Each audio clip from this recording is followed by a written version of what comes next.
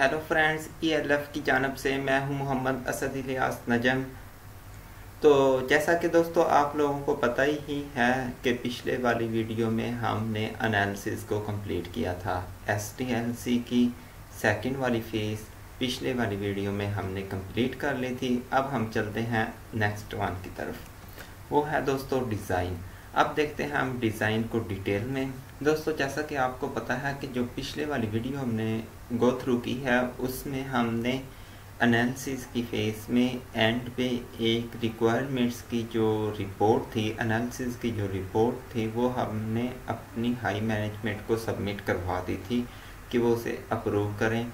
हो सकता है उन्होंने उसमें चेंजिंग करवाई हो सकता है उन्होंने अप्रूव कर दी हो सकता है उन्होंने रिजेक्ट की हो। मैं मानता हूं कि वो एक्सेप्ट हो चुकी है। हमारी जो रिक्वायरमेंट्स की एनालिसिस रिपोर्ट है वो एक्सेप्ट हो चुकी है। अब हमने आगे क्या करना है, अब हमने डिज़ाइन की तरफ जाना है।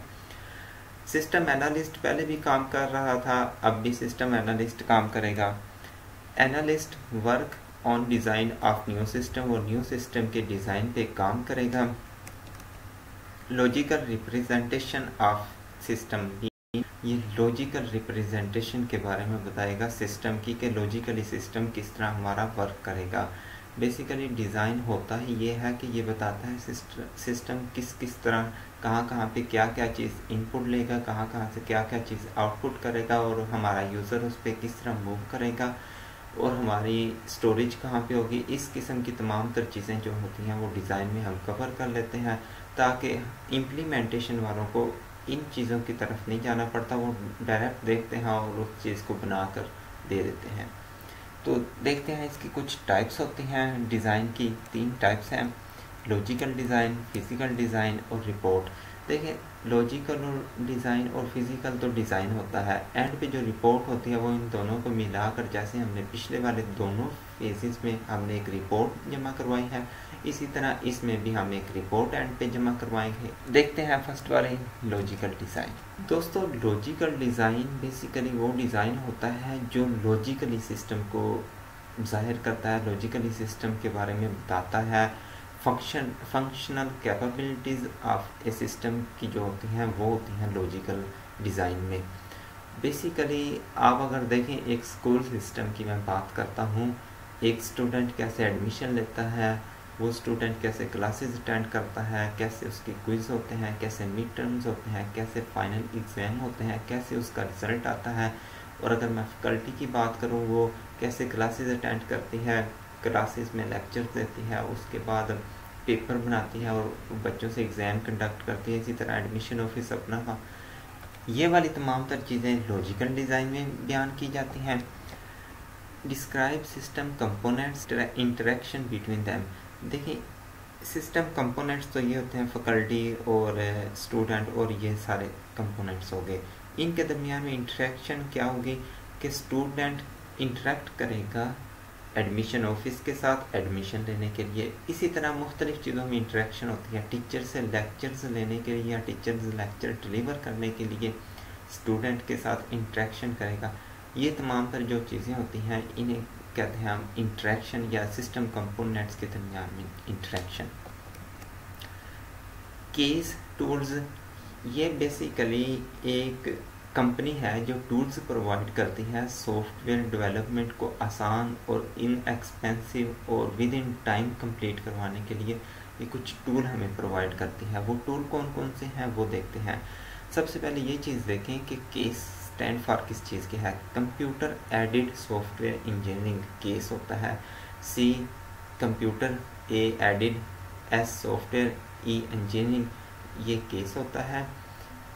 जैसे IEEE है एक ऑर्गेनाइजेशन है, इसी तरह केस भी एक ऑर्गेनाइजेशन है। इसके टूल्स होते हैं जिस तरह इसमें गैंट चार्ट आता है, उसके बाद MS प्रोजेक्ट होता है, उसके बाद PERT एक चार्ट, ये भी एक टूल है।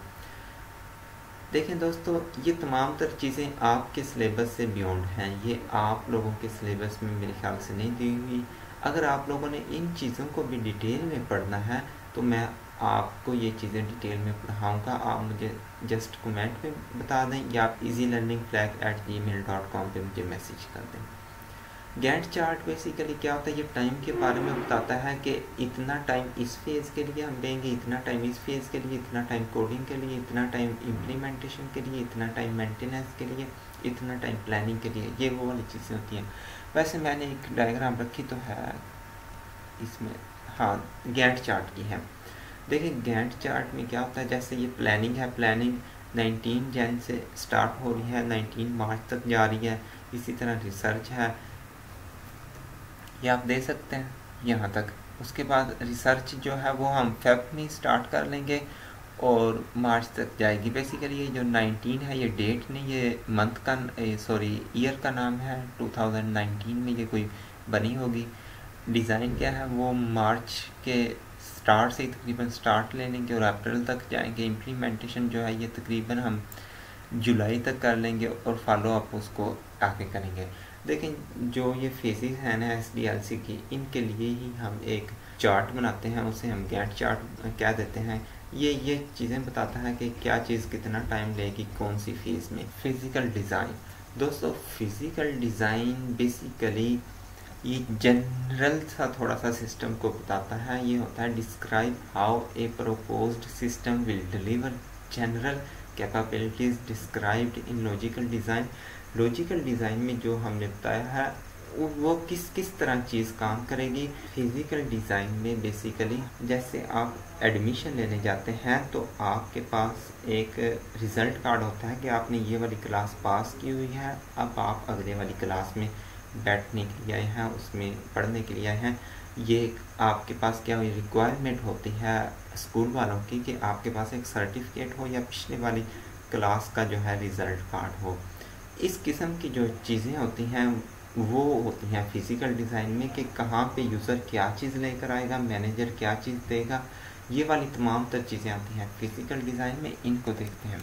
इनपुट रिक्वायरमेंट्स, वो रिक्वायरमेंट्स जो आप लोगों को एडमिशन लेने के लिए चाहिए होती हैं। लाइक आपको आइडेंटिटी कार्ड चाहिए है और सर्टिफिकेट चाहिए है। इस किस्म की जो चीज़ें होती हैं वो होती हैं आपकी इनपुट रिक्वायरमेंट्स।